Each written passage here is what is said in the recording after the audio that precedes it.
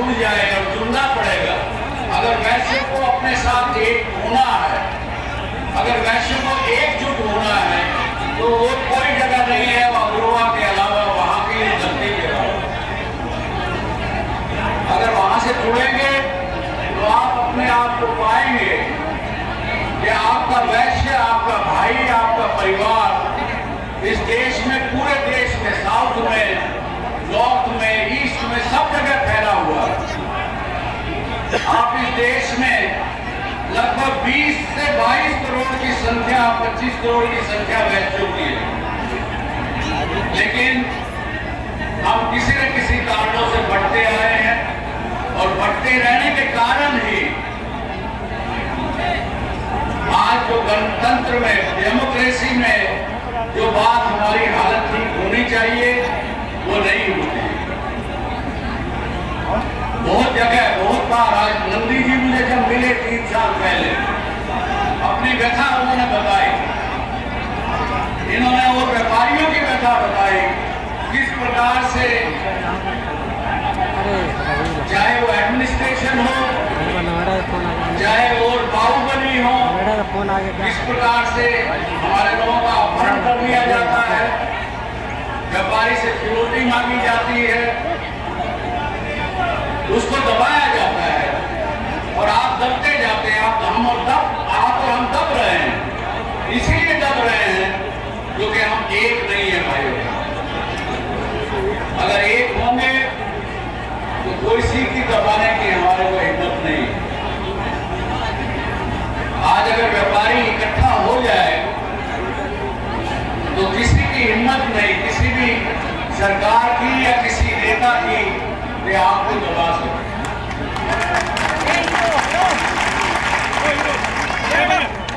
इकट्ठा होना पड़ेगा हमको, चाहे हमें पसंद हो कि ना हो। और इसलिए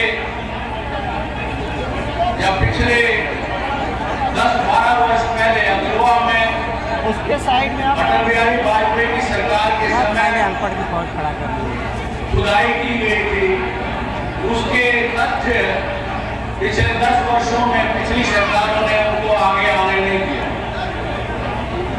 2014 में जब हमने प्रयास करके उस समय की चीजों को निकलवाया तो उसमें पूरे तथ्य ये निकल के आए कि अग्रवा वैश्यों की एक बहुत बड़ी राजधानी थी, बहुत बड़ा एक कॉमर्स सेंटर था अग्रवा को, जिसमें केवल अग्रवालों ने अपना कब्जा कर रखा था। वो तथ्य ये निकले कि वो पूरे वैश्य समाज का एक धरती थी, अपनी एक जगह थी 2500 वर्ष पहले, और 340 वर्ग वैश्यों के हैं। इस बात में भी कोई संशय नहीं रहा उस खुदाई के तथ्यों को देने के बाद। आज हमने पिछले वर्ष ओ भाई पारे घूम रहे क्या यार, पूरे समाज में बैठ करके ये पूरा रेजोल्यूशन पास किया, कहाँ के लिए बुलाए हैं यहाँ? समाज के लोगों के तीर्थ स्थान है और वहाँ पे सभी वैश्यों के, चाहे वो अग्रहरि हो, साहू हो, जायसवाल हो, कोई माथुर हो, रस्तोगी हो,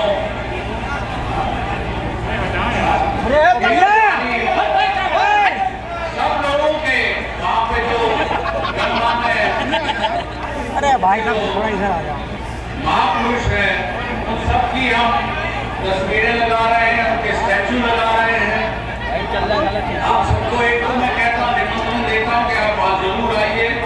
कभी न कभी ये हरियाणा में राष्ट्रीय राजमार्ग अभी जो पहले 10 था अभी 2 हो गया है, उस पर है, लेकिन जोर बातें कह करके आपने और बहुत लोगों की बातें सुनी है।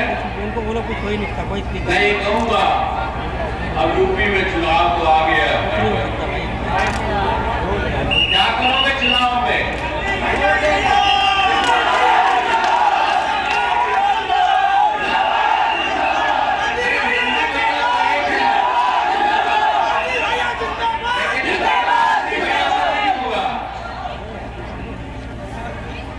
मेरा ऐसा कहना है आपको, अगर आपको अच्छा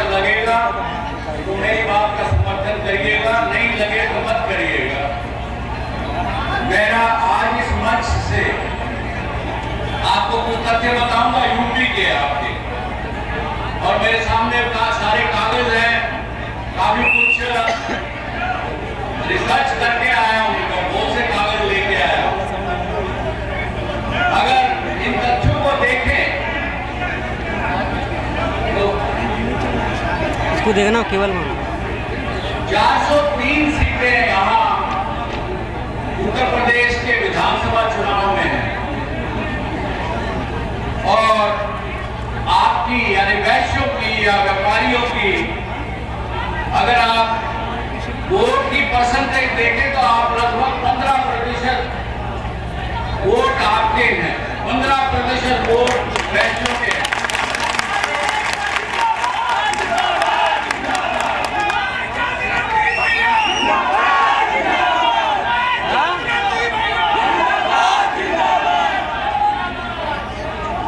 लेकिन टिकट कितनी मिलती है आपको अलग अलग राजनीतिक दलों से?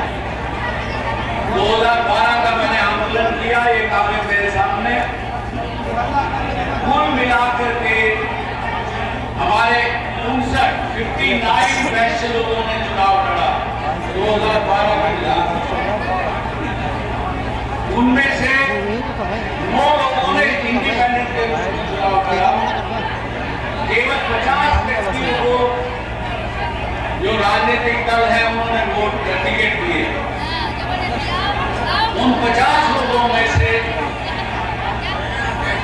केवल 20 कॉन्स्टिट्यूएंसी ऐसी थी जिसमें कि वैश्य के सामने वैश्य चुनाव नहीं लड़ रहा।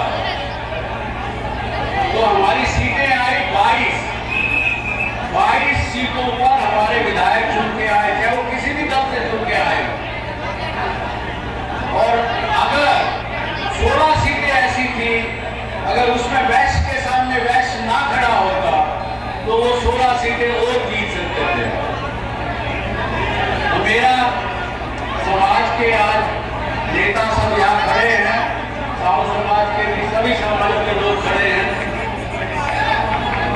अगर हमें एक प्रण करना चाहिए आज यहाँ कि जब 122 सीटें हमारे प्रदेश में, उत्तर प्रदेश में ऐसी हैं जिसकी लिस्ट मेरे पास है, आपको दूंगा मैं, आप लोग बांटिएगा, जहां पे आपके 40,000 से लेकर के 1,20,000 तक मत आपके हैं। केवल 14 कॉन्स्टिट्यूएंसी ऐसी है 403 में से जहां आपका मत नहीं है, वरना आपको मैं गिनती बता देता हूं। 14 में 1,000, 18 में 500 तक, 20 कॉन्स्टिट्यूएंसी में 1,000 से 2,000 मत, 25 में 2,001 से 5,000 मत तक, 40 में 5,001 से लेकर के 10,000 मत, 60 में 10,000 से 20,000 तक, 68 कॉन्स्टिट्यूएंसी में 20,000 से 30,000 तक, 36 में 30,000 से 40,000 तक आपके मत हैं। सब अगर 13 करोड़ मत उत्तर प्रदेश में हैं तो हमारे 1,75,00,000। तो आगाज 2017 में आप राज्यसभा सांसद डॉक्टर सुभाष चंद्रा को सुन रहे थे, एक बार फिर वहीं का रुख करते हैं। जो 1960 में से लेकर के 1970 के दशक में यहाँ सीपी गुप्ता, चंद्रभानु गुप्ता मुख्यमंत्री रहे, तो ऐसा कोई कारण नहीं है कि आपका कोई मुख्यमंत्री आपके समाज में से ना बने। समाज में अगर आप सब मिलके करेंगे, हमने हरियाणा में एक प्रयास किया, हमने हरियाणा में एक प्रयोग किया, जहां वो कैसे विधानसभा चुनाव में लड़ रहे थे। हमने समाज को कहा कि आप आगाज 2017 में डॉक्टर सुभाष चंद्रा को आप सुन रहे हैं, जहां पर उन्होंने ये कहा है कि अगर व्यापारी सब एकजुट हो जाए तो उनको कोई नहीं दबा सकता है, उन्हें कोई सप्रेस नहीं कर सकता है। आगाज 2017 ये वो मंच है जहां तमाम ये जो व्यापारी हैं उनकी समस्याओं को एक मंच देने की कोशिश हो रही है इलाहाबाद में, और वहीं पर डॉक्टर सुभाष चंद्रा को आप सुन रहे थे।